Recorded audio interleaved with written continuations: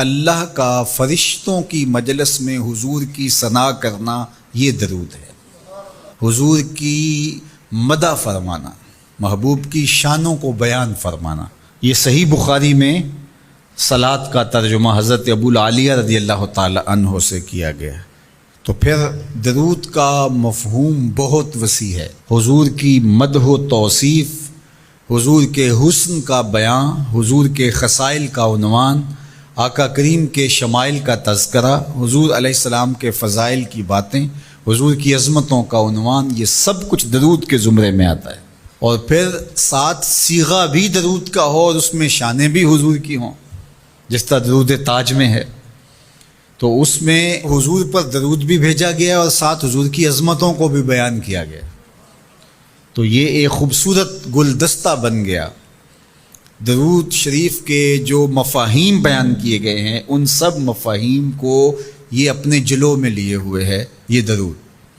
تو کثرت کے ساتھ حضور علیہ السلام پر درود پڑھنے کی تلقین فرمائی گئی۔ حضرت ابی بن کعب رضی اللہ تعالیٰ عنہ فرماتے ہیں کہ آقا کریم نے ترغیب دی درود شریف پڑھنے کی، باقی امور اور عبادت، ذکر فکر، تو میں نے عرض کی، ارشاد فرمائے کہ میں آپ پر کس مقدار میں درود پڑھوں، کتنا وقت، کتنا درود پڑھوں؟ تو آقا کریم نے فرمایا ما شئت، جتنا تم چاہو۔ فرماتے ہیں میں نے کہا میں چوتھا حصہ درود پڑھوں گا، باقی 3 حصے دیگر عبادات اور دیگر وظائف اذکار بجا لاؤں گا۔ فرمایا جس طرح تم چاہو، جو تمہاری مرضی، لیکن اگر درود کی مقدار کو بڑھا دو تو تمہارے لیے بہتر ہوگا۔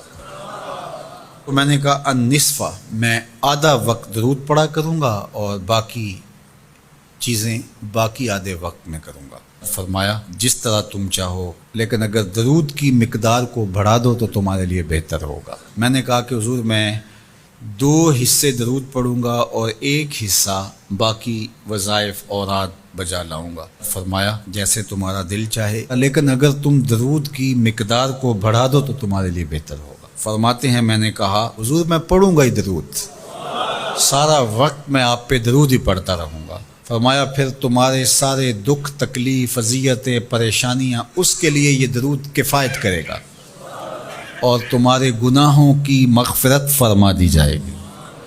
تمہاری پریشانیاں، تمہاری اذیتیں، تمہارے دکھ، دور موجود میں لفظ بولا جاتا ہے ٹینشن، تمہاری ساری ٹینشن، تمہارے سارے معاملات حیات کی بے ترتیبیاں، پریشانیاں، دکھ، اذیتیں، سب کچھ ختم ہو جائے گا۔ درود سب دردوں کا مداوا ہو۔